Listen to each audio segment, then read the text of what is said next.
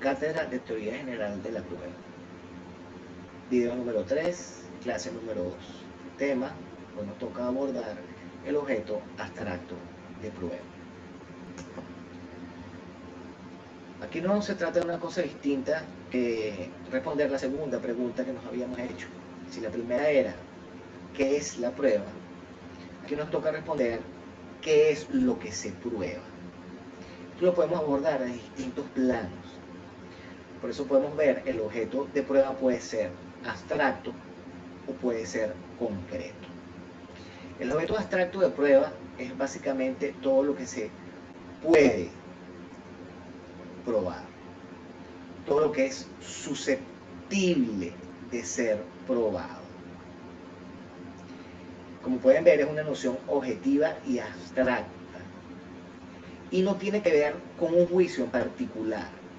Es más bien, o está más bien asociado a actividades procesales e incluso extraprocesales. ¿Ok? O sea que no tiene que ver con un juicio en particular. De hecho, no tiene que ver con pretensiones de las partes. Es simplemente lo que es susceptible de ser probado, lo que se puede llegar a probar. Como pueden ver, esto es una noción muy amplia, tan amplia como la realidad misma. Y como sabemos, la realidad se encuentra fuera del juicio. Es un poco para que lo asocien con lo que habíamos hablado de las dificultades para determinar el concepto de prueba. Bueno, aquí hay algo similar. Si nosotros vemos la prueba, en su sentido jurídico, ¿okay?, extraprocesal, vemos que es un universo de actividades inmensas que nosotros realizamos no solamente dentro del juicio, sino fuera. El objeto en abstracto está referido, a esa dimensión, una dimensión objetiva, abstracta, extraprocesal, ajurídica, inmensa, tan inmensa como la realidad que está fuera del juicio. Cuando hablamos de un objeto en concreto, hablamos todo lo que se debe probar. Pero ¿se debe probar dónde?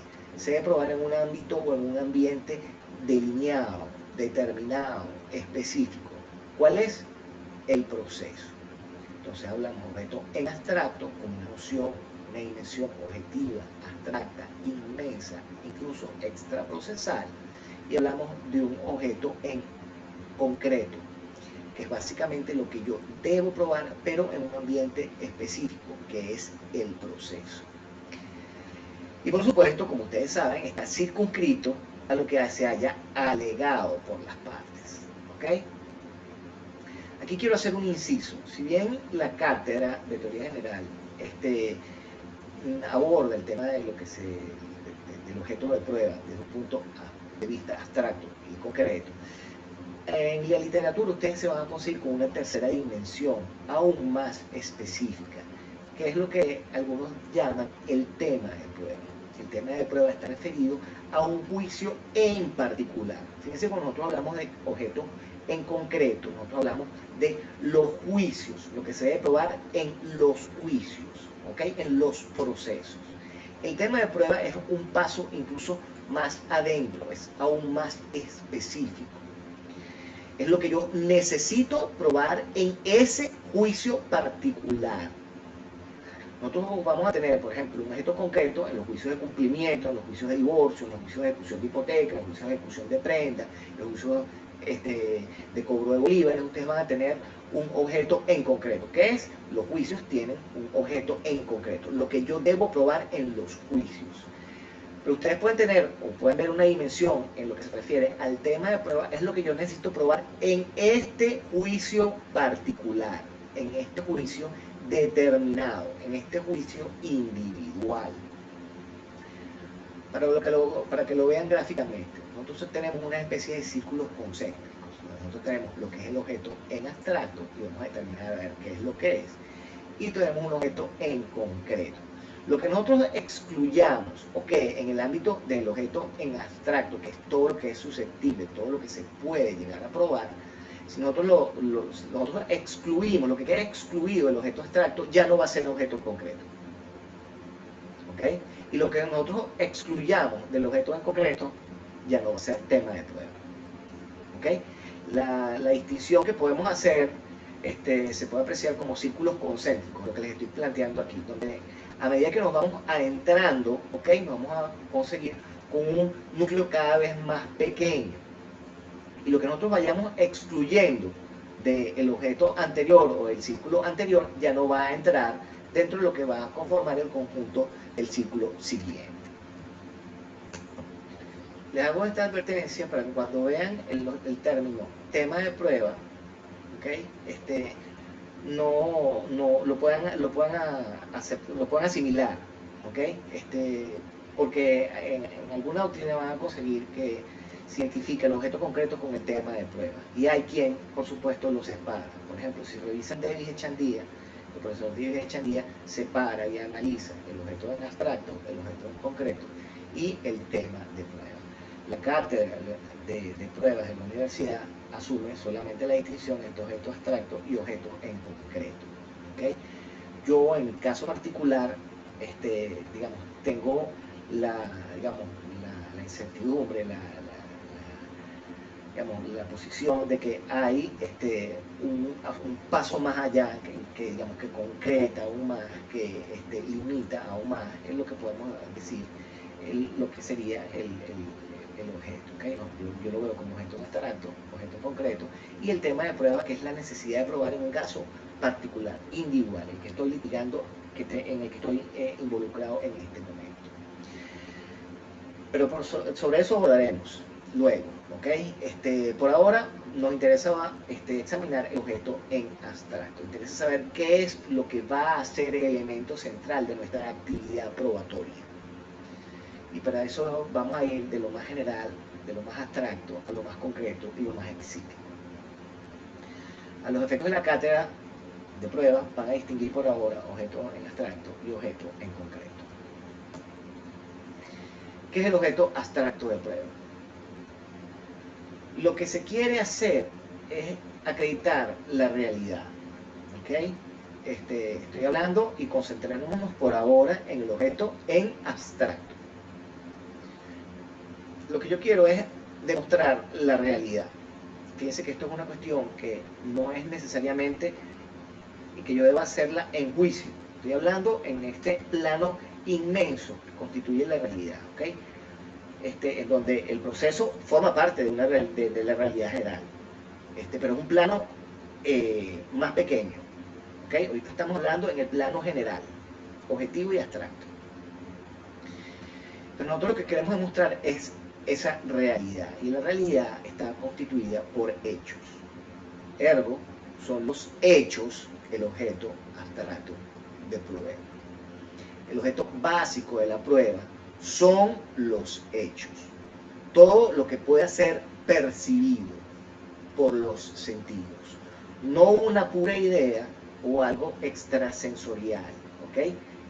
Más bien es todo aquello que pueda ser percibido, todo aquello que pueda ser demostrado, todo aquello que sea susceptible de ser probado. Es esa realidad la que es susceptible de ser probada, y esa realidad es la que nosotros percibimos sensorialmente, y esa realidad está constituida básicamente por hechos. Entonces, son los hechos el objeto abstracto de prueba. Tienen que tener una cosa muy pendiente de aquí hasta el final del curso, niñitos. Se los dije en la clase, en la primera reunión. Los hechos es un elemento central en la teoría general de la prueba. Nunca podemos dejar de lado los hechos, ¿ok? Pues bien, entonces, aquí es conveniente, aunque sobre esto vamos a volver luego, el tema que se plantea en la doctrina acerca de si son los hechos o las afirmaciones de los hechos lo que realmente se prueba. Existe la diatriba en el sentido de que algunos sostienen que son los hechos, pues es la realidad lo que se incorpora por medio de la prueba al proceso, ¿ok? O incluso, hablando, digamos, en el plano general de la realidad, son los hechos lo que nosotros vamos a querer demostrar. Otros dicen que lo que se debe probar son las afirmaciones de los hechos, ¿ok? pues es la forma de incorporar o de acreditar o de individualizar la realidad que nosotros queremos demostrar. Por aquello que alguna doctrina que ustedes van a revisar dice de que los hechos existen y no se prueban, mientras que las afirmaciones no existen, sino que se hacen y se tienen que probar. ¿Okay?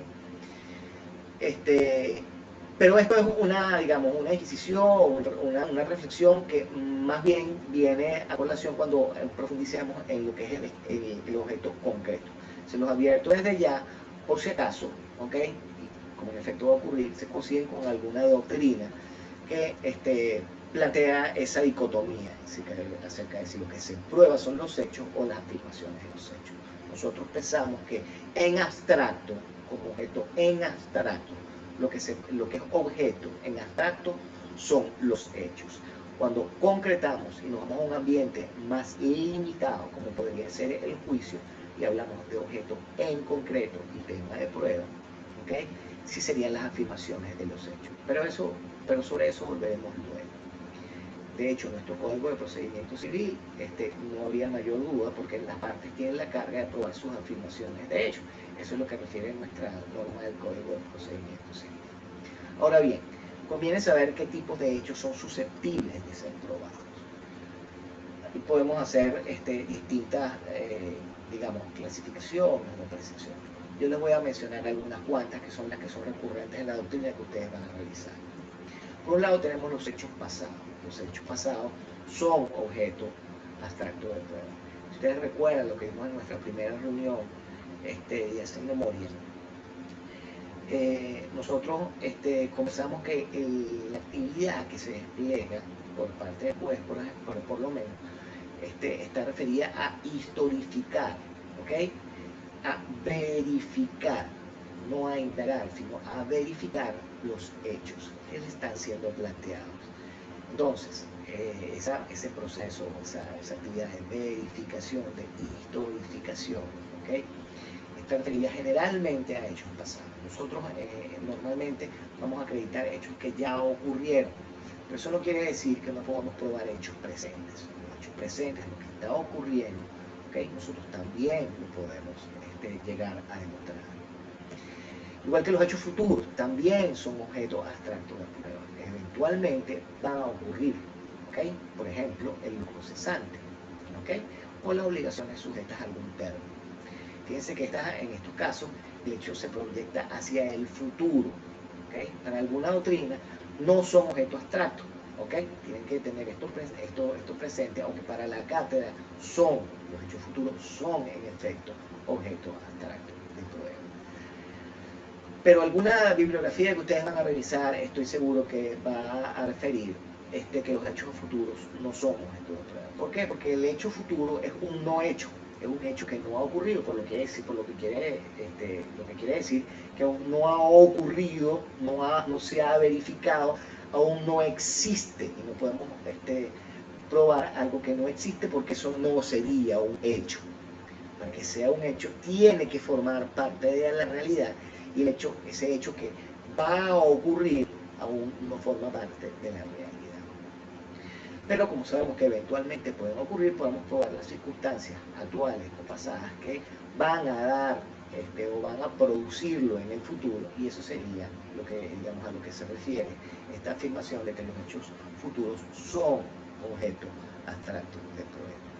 También tenemos los hechos posibles, que simplemente pueden llegar a ocurrir de una manera determinada o pudieron haber ocurrido de una manera determinada.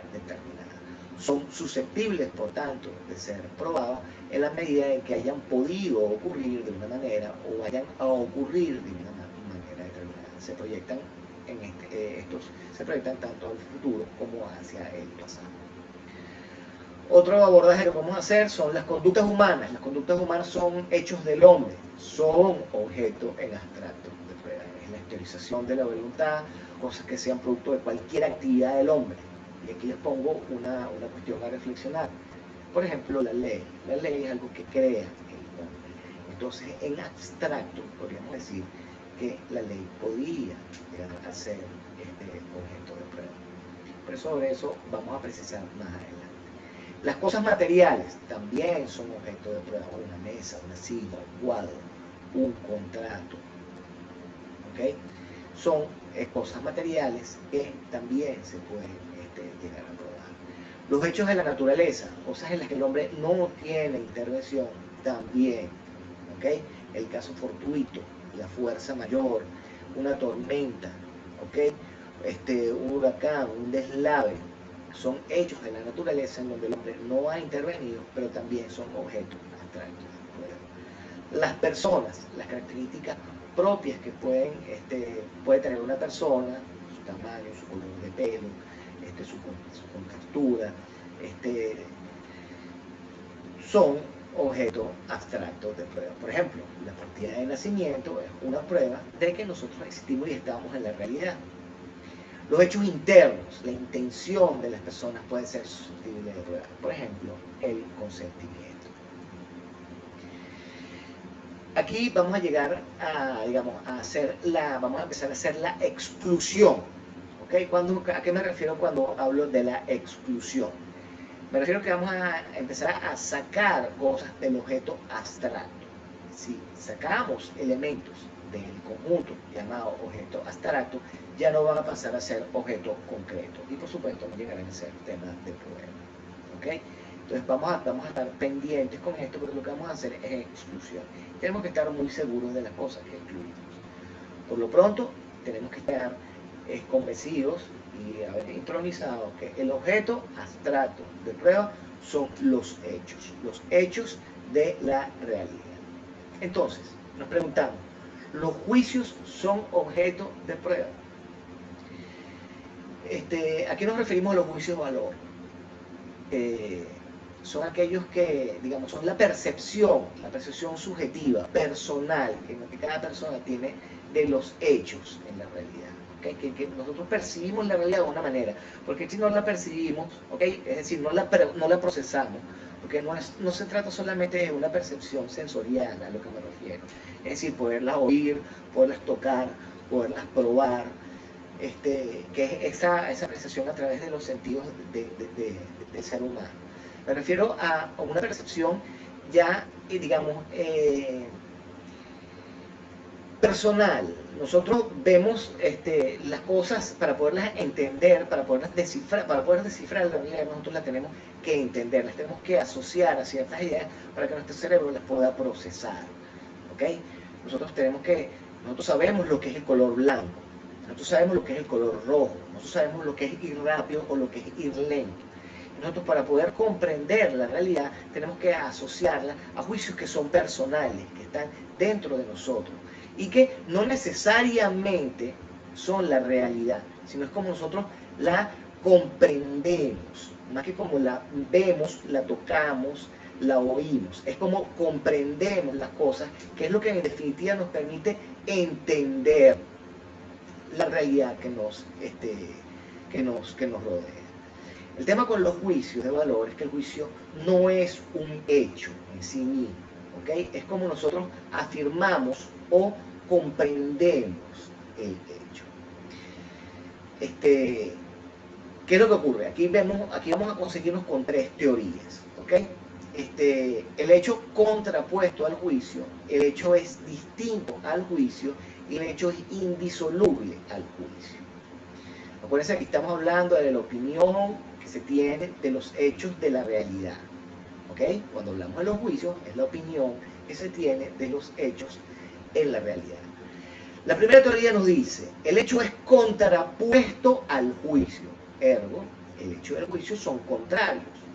Los hechos son distintos al juicio. Y como están contrapuestos, y una cosa es el hecho y otra cosa es el juicio, y sabemos que el objeto en abstracto son los hechos, el juicio no se prueba. ¿Ok? Quedaría excluido. La segunda teoría nos dice, los hechos son distintos al juicio. Esto nos lo dice el dedo rosa. El hecho y el juicio son distintos. Y dice que se pueden probar ambos. La tercera teoría nos dice, el hecho es indisoluble al juicio. Esto nos lo dice Francesco Carneluti. de lo que él parte aquí es que el hecho del juicio están atados indisolublemente, no se pueden separar, son inseparables. De hecho, nosotros concebimos la realidad que nos rodea a través de los juicios, independientemente del hecho. Los hechos son la realidad, es lo que está ahí. Pero esa realidad nosotros la tenemos que comprender, nosotros la tenemos que asimilar. Y para asimilarla, normalmente lo que hacemos es que la atamos a un juicio. Y es lo que nos permite comprender la realidad. Aquí les voy a poner un ejercicio. Por un segundo, cierren los ojos y piensen en una playa de arena blanca con un mar azul turquesa. ¿Ok? Abran los ojos. ¿Era de día o de noche? Su cerebro inconscientemente, seguramente, puso que esa escena era de día, no que era de noche. Independientemente de que la realidad que yo les permití percibir, que era el color de la arena y del agua, no le permitía saber si era de día o de noche. Pero su mente enseguida hizo un juicio de valor, ¿ok?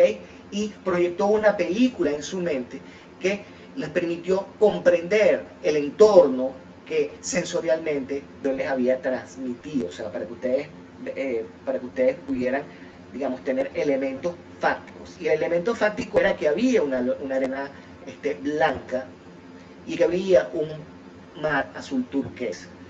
Pero si era de día o de noche, ese dato no lo tenía, pero su cerebro enseguida lo completó. Eso es un juicio de valor.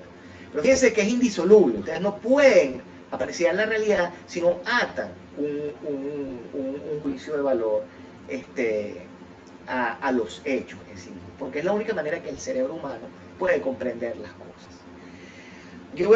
Aquí voy a emplear otro ejemplo. Imagínense que ustedes están parados en la autopista Francisco de Miranda, a la altura de Santa Fe, ¿ok? Y ven un carro que va a unos 60 kilómetros por hora a las 6 de la mañana, a las 4 de la mañana. Yo les pregunto, ¿ese carro va rápido o ese carro va lento?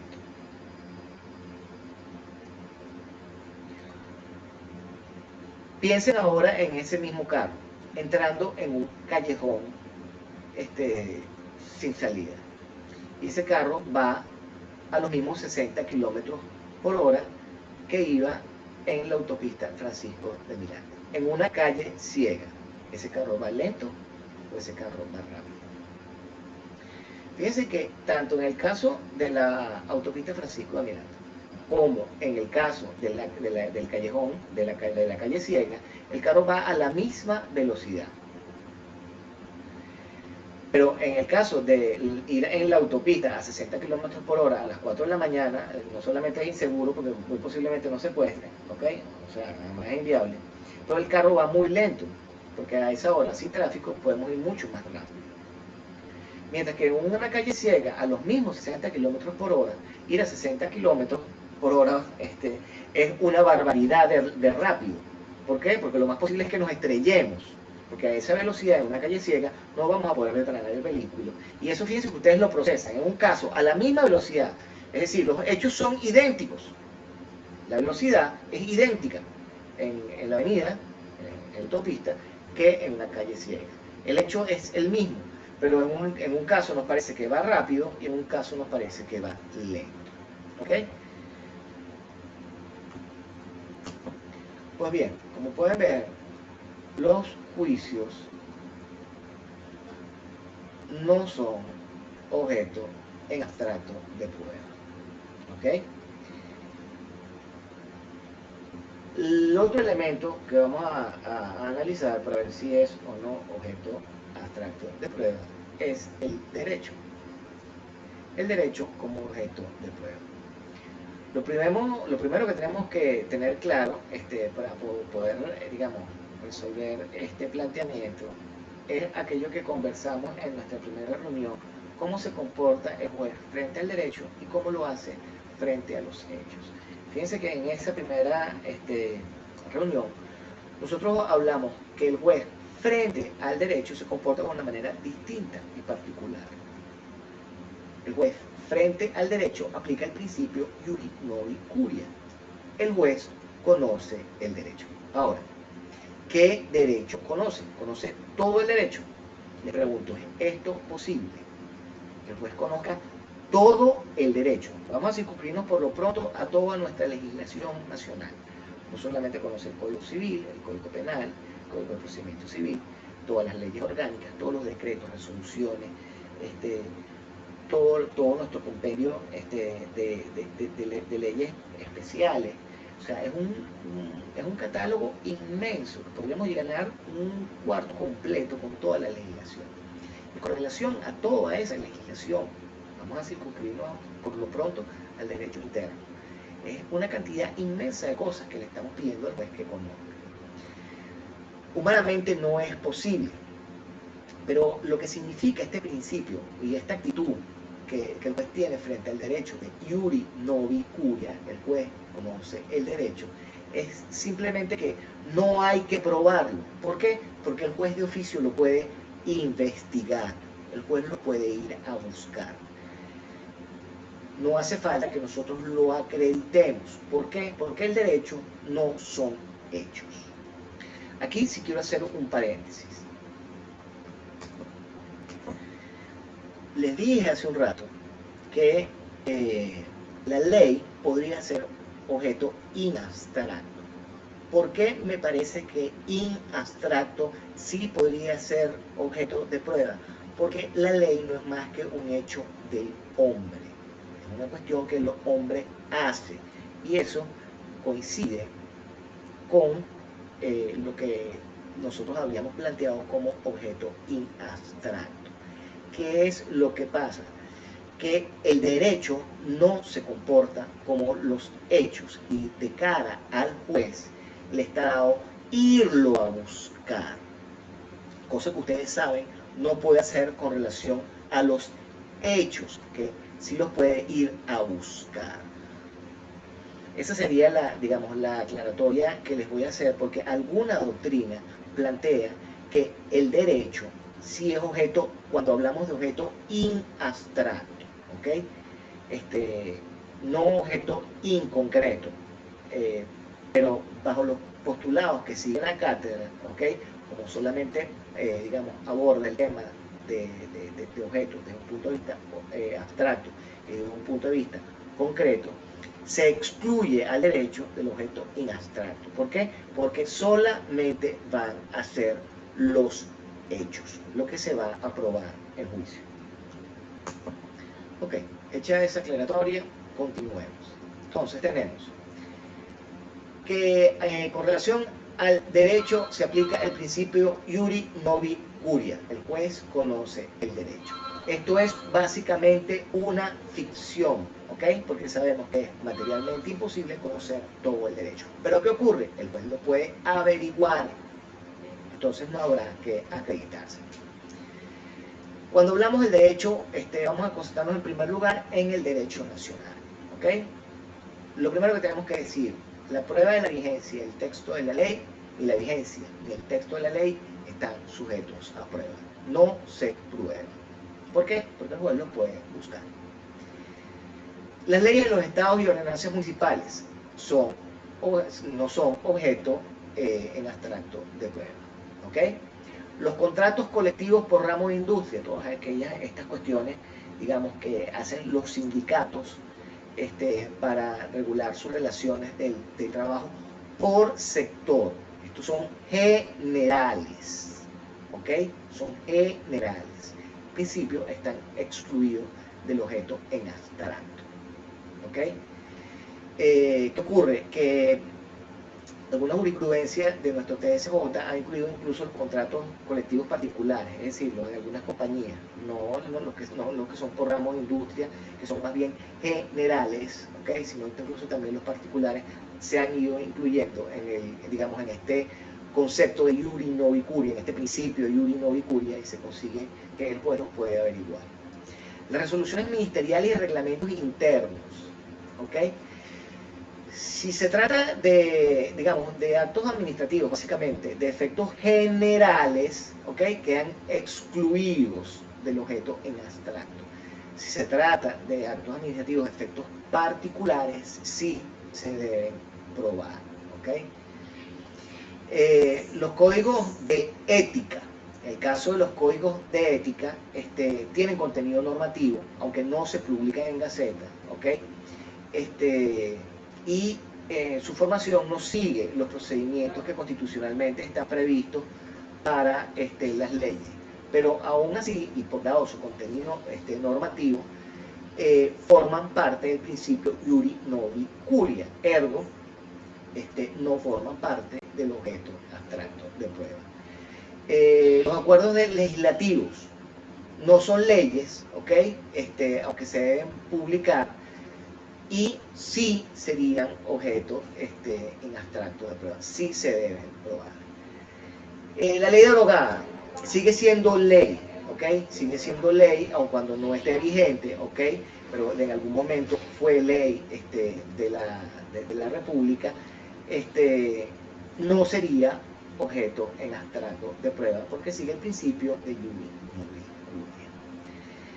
Esto con relación al derecho, el derecho nacional, ¿ok?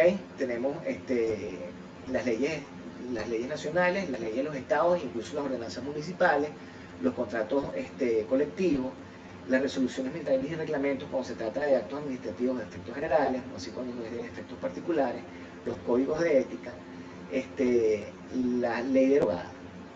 Ahora, ¿qué podemos decir con relación al derecho extranjero? Fíjense el ámbito de cosas que estamos hablando cuando hablamos de la legislación, solamente de la legislación interna, de la legislación nacional. Aplica el principio de iuri novi curia, el juez conoce el derecho. Por tanto, lo puede averiguar, ergo nosotros no tenemos que probarlo, no se va a tener que probar. Ahora, ¿qué pasa con el derecho extranjero? El derecho extranjero también aplica, o digamos, lo abraza el iuri novi curia, o por el contrario, sí se debe probar porque se le trata como los hechos. Aquí vamos a ver básicamente dos tendencias. Estas tendencias, se los aclaro, son cuestiones de política legislativa. Cada estado, ¿okay? Cada país es libre de establecer un régimen con relación a la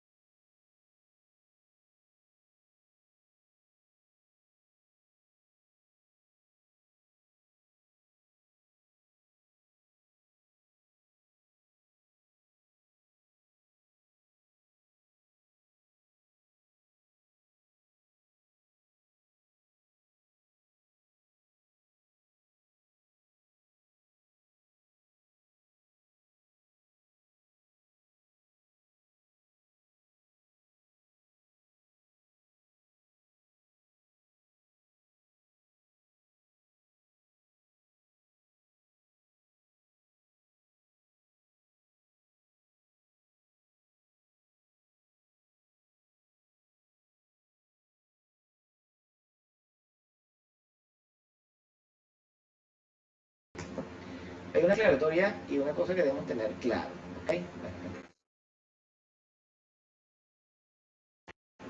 Trata al derecho extranjero como derecho nacional, es decir, está abrazado, incluido dentro del principio iuri novi curia, no se prueba. De lo que se trata aquí, ¿ok? No es de que esté prohibido probar el derecho. De lo que se trata aquí, y como deben entender digamos, este principio, ¿ok? Esta cuestión, es que lo que ocurre es que se habilita al juez para buscar el derecho, ¿ok? El juez lo puede suplir y lo puede hacer de oficio. Si lo tratamos como al derecho, que es lo que ocurre, por ejemplo, entre nosotros, por esta disposición de la Ley de Derecho Internacional Privado. ¿Okay? No quiere decir que yo no lo pueda aportar si lo quiero aportar. Yo puedo probarlo. ¿Okay? Lo puedo probar. ¿Qué es lo que ocurre? Que si no lo pruebo, el juez lo puede ir a buscar. ¿Ok? Cosa que, por ejemplo, en los casos de la legislación francesa o en algunos estados de la Unión, en Estados Unidos, ¿ok? El juez no lo puede hacer. ¿Ok? Hay que acreditarle la existencia del derecho. ¿Ok? Del derecho extranjero. Estamos hablando en particular. ¿Qué ocurre con la costumbre? La costumbre es básicamente una ley no escrita, ¿ok? Que se estima válida como si en efecto estuviera escrita. El problema que surge entre nosotros es lo que ocurre con la costumbre mercantil, de conformidad con el artículo 9 del Código de Comercio, porque es fuente subsidiaria del derecho. Entonces, ¿qué ocurre? Que lo podemos ver de la misma manera. Si se le trata como derecho o si se le trata como hechos. Aquí esto está malo. Perdón, esto está aquí equivocado. Ya vamos. Ok, está corregido. Se le puede tratar como al derecho o se le puede tratar como a los hechos. Si se le trata como al derecho, ok, igual que vimos aquí, simplemente es iuri novi curia. Ok. Si se le trata como a los hechos, la parte lo va a tener que acreditar. ¿Estamos claros? En nuestro caso, nosotros tenemos costumbre según la ley, ¿ok? Es la costumbre según la ley la única que podría llegar, digamos, a ser tratada como derecho o ser tratada como los hechos. No la que es contra el eje, ¿ok? La que es contra el eje, eso siempre está, no se va a tomar en cuenta porque siendo contraria a la ley no prospera lo que esté apoyado en ella, ¿ok? Entre nosotros hay una dicotomía muy complicada de comprender, porque la jurisprudencia, dependiendo de qué, digamos, en qué estadio del tiempo la examinemos, ha venido a tratar la costumbre como los hechos y en otros puntos la ha venido a tratar como el derecho. Incluso la legislación comparada, por ejemplo, Sentis Melendo, es de la posición de que a la costumbre se le debe tratar como a los hechos. Esto quiere decir que se tiene que probar. Entre nosotros, la jurisprudencia, básicamente, tenemos alguna de esas. La política administrativa ha planteado que la costumbre, ¿ok? Acuérdense, cuando hablamos de la costumbre, secundum legem, se le trata como al derecho y el juez la puede ir a buscar, que es básicamente el postulado central cuando hablamos del derecho extranjero, ¿ok? Y del derecho general. Que la puede ir a buscar, es decir, el juez la puede ir a investigar. Nosotros la vamos a plantear, pero él la puede ir a buscar y la va a aplicar de oficio. Eso es básicamente cuando hablamos de que la costumbre se puede tratar como el derecho. Les pregunto, ¿qué pasaría con la prueba de la jurisprudencia? La jurisprudencia no es fuente directa del derecho. Lo que ocurre es que aquí en Venezuela nosotros tenemos la jurisprudencia, de la sala, o que emite la sala constitucional en materia de amparo y interpretación constitucional. En esos ámbitos específicos, la doctrina de la sala constitucional, es decir, la jurisprudencia que emita con relación a materias de orden constitucional dentro de sus competencias específicas previstas en la Constitución, es vinculante. Siendo vinculante, no tendría que ser probada. El resto de la jurisprudencia sí tendría que ser. ¿Okay? La doctrina no vincula al juez, aunque lo puede orientar para tomar decisiones o para hacerse criterios sobre incluso lo que, digamos, la interpretación o la forma de interpretar la ley. ¿Okay? Pero no cae en el principio, o no cae dentro del campo del principio del iuri novi curia. La prueba de los principios generales del derecho y la analogía son parte del principio iuri novi curia, tanto los principios generales del derecho como la analogía. De esta manera, fíjense que hay ciertos aspectos dentro de la ley nacional, dentro de la ley, cómo se trata en la ley extranjera, ¿ok? Porque hay las dos tesis, que es lo que ocurre con la jurisprudencia, la doctrina y los principios generales del derecho, que están fuera, hay otros que están dentro del objeto de prueba. Seguimos. Las máximas de la experiencia como objeto de prueba. ¿Qué son máximas de experiencia? Son conocimientos generales. ¿Okay? Son cosas que conoce todo el mundo. Las máximas de experiencia tienen una condición especial y es que se repiten siempre igual, por lo que se convierten en verdaderas reglas de la experiencia común, general, de todos. Son reglas cargadas ya en nuestra experiencia, ¿ok? En principio son invariables, por lo que nadie las discute, ¿ok? Son reglas, no hechos. Por ende, son distintos a los hechos,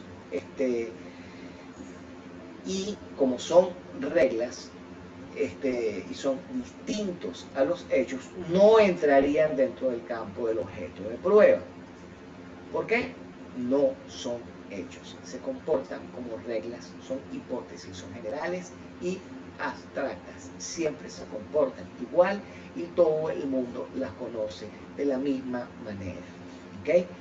Para Stein, que es un concepto tomado de un clásico de que ustedes van a revisar, Stein nos dice que son definiciones o juicios hipotéticos de contenido general, desligados de los hechos concretos que se juzgan en el proceso, procedentes de la experiencia, pero independiente de casos particulares de cuya observación se han inducido y que, por encima de esos casos, pretenden tener validez para otros nuevos.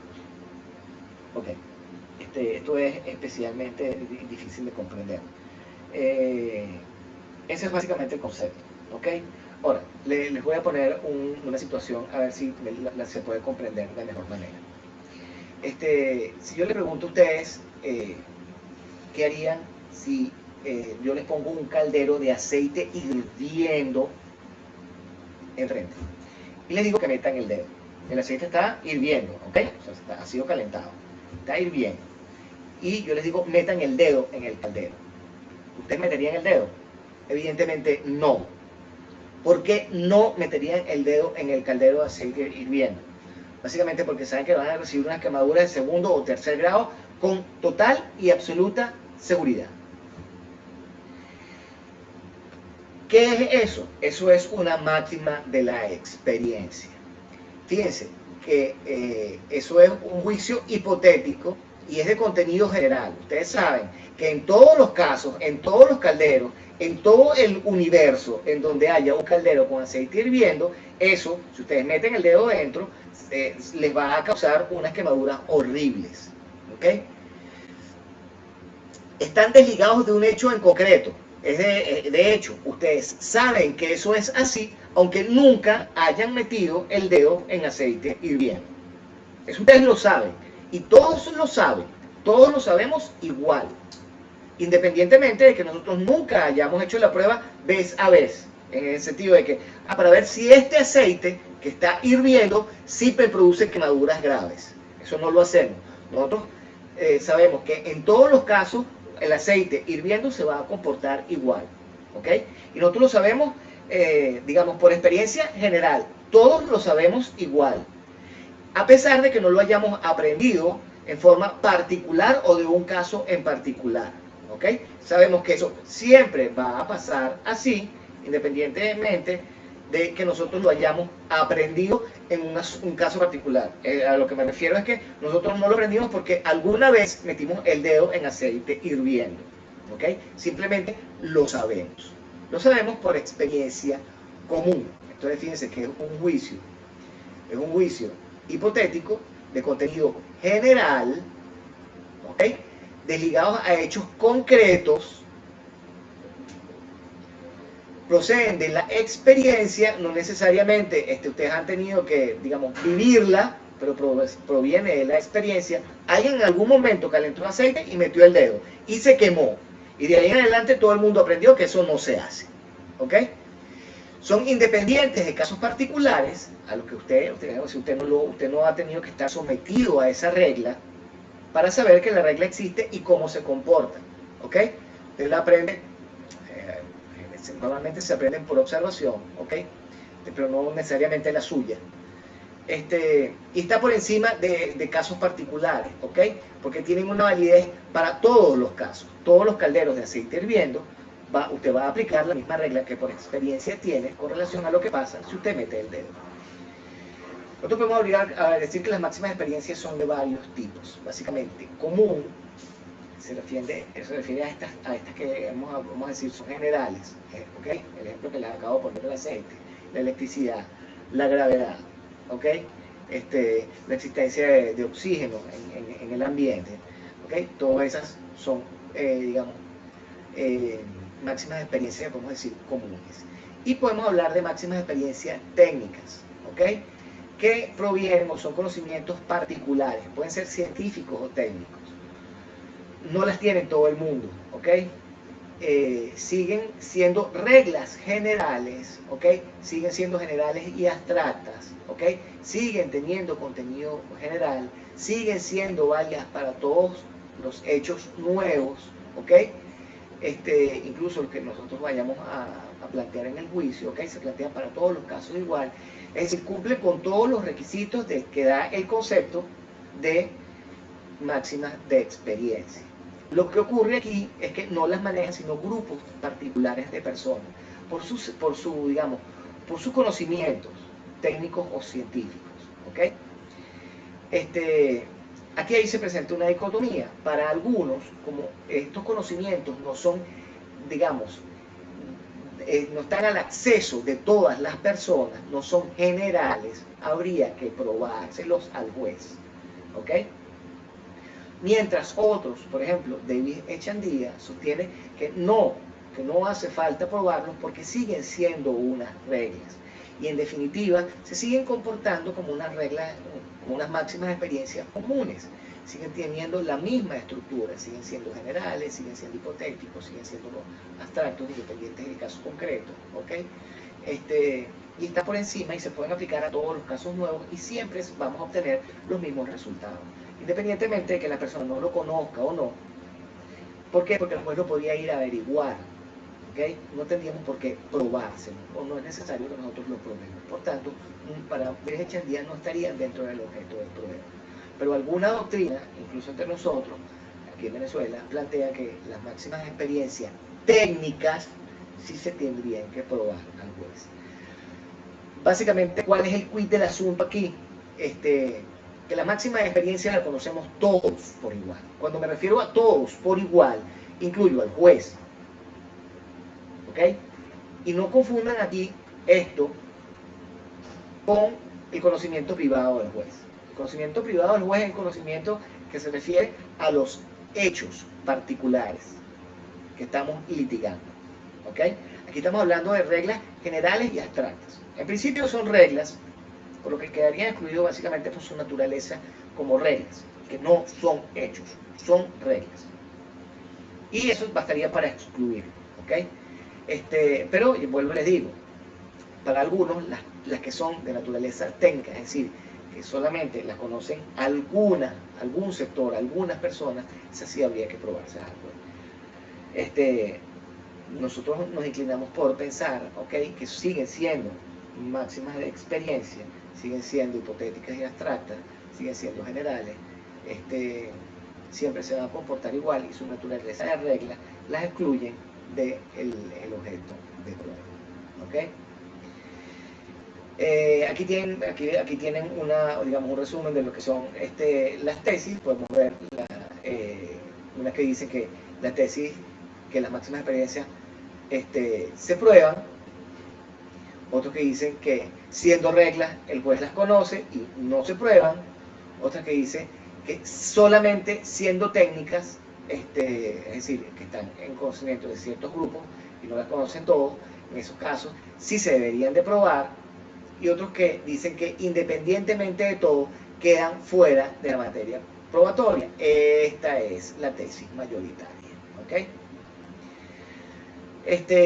Según la Sala de Casación Social del TSJ, la inflexión es una máxima de experiencia, ¿okay? No un hecho notorio, una máxima de experiencia, ya que todos sabemos qué es y cómo se comporta, ¿okay? Las máximas de experiencia pueden variar en algunos casos, ¿okay? ¿A qué me refiero con esto? Que pueden variar porque pueden verse modificadas. Era una máxima de experiencia hace unos, no sé, unos 50 o 60 años, es decir, hace no mucho, que uno no podía, digamos, o era mucho tiempo lo que le dilataba a uno, ir, por ejemplo, de Caracas a Nueva York, ¿ok? Por lo que esa era, digamos, la concepción, la regla que todo el mundo manejaba por experiencia común. Hoy por hoy sabemos que es posible desayunar en Caracas, almorzar en Nueva York y cenar en París. Bueno, ahorita para nosotros venezolanos está un poco complicado, ¿ok? Pero cuando éramos un país normal, era perfectamente posible desayunar en Caracas, no desayunaba en Maiquetía, almorzaba en Nueva York y perfectamente cenaba en París, ¿ok? Era perfectamente posible. Hoy por hoy, difícilmente puede uno desayunar en Maiquetía. Pero bueno, esos son otro tipo de consideraciones. Entonces, fíjense, para recapitular, hay las tesis van desde los que opinan que las máximas experiencias sí se prueban, pasando por los que la excluyen porque la naturaleza de regla y el juez las conoce, como las conocemos todos, ¿okay? Otros que dicen que solamente quedarían excluidas del objeto de prueba las que son comunes, pues las técnicas sí se tendrían que probar, y la tesis mayoritaria que dicen que las máximas experiencias siempre están fuera del objeto de prueba. Las máximas experiencias tienen varias finalidades, ¿ok? Nosotros podemos decir que las máximas experiencias en el proceso tienen una importancia múltiple y relevante, porque sirven para muchas cosas. Y pueden, de hecho, pueden no, son aportadas por el juez, ¿ok? La máxima experiencia uno la invoca, pero el juez la puede emplear siempre y la puede averiguar siempre. ¿Por qué? Porque él la conoce, o se entiende que la conocemos todos por igual. Las finalidades es que podemos ver que pueden cumplir, en un primer momento podemos ver que sirven para hacer valoración de pruebas. Se usan para apreciar otras pruebas, para completar esa premisa menor donde van los hechos. ¿Okay? Podemos usar máximas experiencias para valorar otras pruebas. Por ejemplo, cuando nosotros habíamos hablado de los sistemas de valoración de pruebas en nuestra reunión anterior, habíamos hablado de sana crítica, esa sana crítica que es lógica más experiencia común. Ahí vemos las máximas experiencias entrando en juego para hacer valoración de pruebas. Podemos también usar las máximas experiencias para determinar si un hecho es posible o no. Cuando veamos los hechos imposibles, nosotros podemos usar las máximas experiencias para con ellas determinar si un hecho es posible o es básicamente imposible de probar. Podemos usar las máximas experiencias también para hacer integración de normas, es decir, para descifrar conceptos jurídicos indeterminados, o para sacar alguna conclusión de las normas. ¿Okay? Incluso en la formación, en la aplicación del derecho, el juez puede usar máximas de experiencia para llegar a algunas conclusiones y para completar conceptos jurídicos indeterminados. Se puede usar también en la interpretación del contrato. ¿Okay? El juez sabe de las reglas generales, cómo se hacen las cosas en la realidad por experiencia común, ¿okay? Cómo se elaboran los contratos, cuáles son los pasos que se deben elaborar en la realidad, independientemente de lo que diga el derecho, ¿okay? Sabe cómo se manejan las cosas en la realidad de la ley. Y no estoy hablando, y disculpe que les insista en esto, con conocimiento privado. El conocimiento privado del juez está excluido por regla porque esto está asociado a cómo se comporta el juez con relación a los hechos. Y los hechos los tiene que alegar y probar las partes. Y el juez le está prohibido aportar su conocimiento privado. Pero cuando hablamos de máximas de experiencia, no estamos hablando de conocimiento privado. Estamos hablando de un conocimiento general de todo el mundo, donde también incluimos el juego. Todo el mundo tiene el mismo conocimiento, y no estamos hablando de hechos, sino de cuestiones que se comportan como verdaderos juicios hipotéticos por la vida. Bueno, vemos que se pueden emplear las máximas de experiencia para interpretar los contratos, para interpretar las normas, permite realizar la interpretación de normas, y para establecer hechos desconocidos, es decir, nosotros podemos tomar hechos iniciales, ¿ok? Hechos indiciarios y conectarnos por máximas de la experiencia. Y será esa máxima de la experiencia lo que me permita descifrar o establecer hechos desconocidos. Partiendo de hechos conocidos, yo puedo llegar a establecer hechos desconocidos. Y para eso, perfectamente puedo emplear las máximas de la experiencia. Por ejemplo, en el caso de la inundación de un apartamento, sabemos que el agua se va a filtrar y el agua se va a filtrar y va a correr hacia abajo. El agua no va a correr hacia el piso de arriba.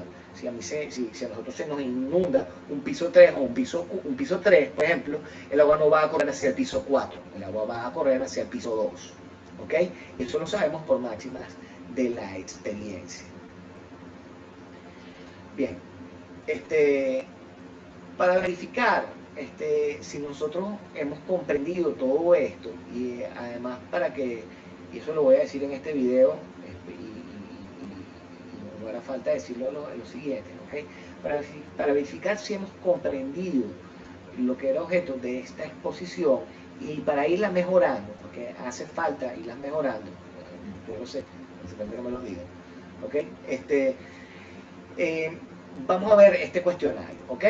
Nosotros tenemos en este punto de las cosas que ver si tenemos competencias para. Nosotros podemos identificar lo que es el objeto en abstracto. ¿Qué circunstancias están excluidas del objeto en abstracto? Están excluidas estas circunstancias, podrán ser objeto concreto de prueba. ¿Qué es un juicio? ¿Me pueden dar un ejemplo? ¿Pueden llegar a ser probados los juicios? El juez puede conocer todo el derecho. El derecho se puede probar, es susceptible de ser probado. ¿Qué son las máximas de experiencia? ¿Por qué no se prueban las máximas de experiencia? Esto un poco para que ustedes repasen, ¿ok? Si ustedes pueden, digamos, hacer la aproximación a las respuestas de estas preguntas, hemos logrado las competencias, ¿ok? En lo que toca a este video, recuerden que siempre van a tener que estar revisando su material. Es muy importante que revisen siempre el material, bien sea antes, bien sea después, ¿ok? De ver los videos. Yo creo que es importante que los vean antes, que revisen su material antes, porque eso les va a dar una idea mejor de lo que vamos a conversar. Además que las exposiciones viendo el teléfono me resultan aburridísimas, ¿ok? Y se pierde mucho, porque me tengo que concretar a muchas cosas y no tengo el feedback con ustedes. Porque necesito que revisen el material. Uno, para que terminen de improvisar los conocimientos. Entre eso y estos videos, yo creo que vamos a ir avanzando muy bien. Es importante además que vean el tema de estas competencias y son capaces de resolverlas, ¿ok?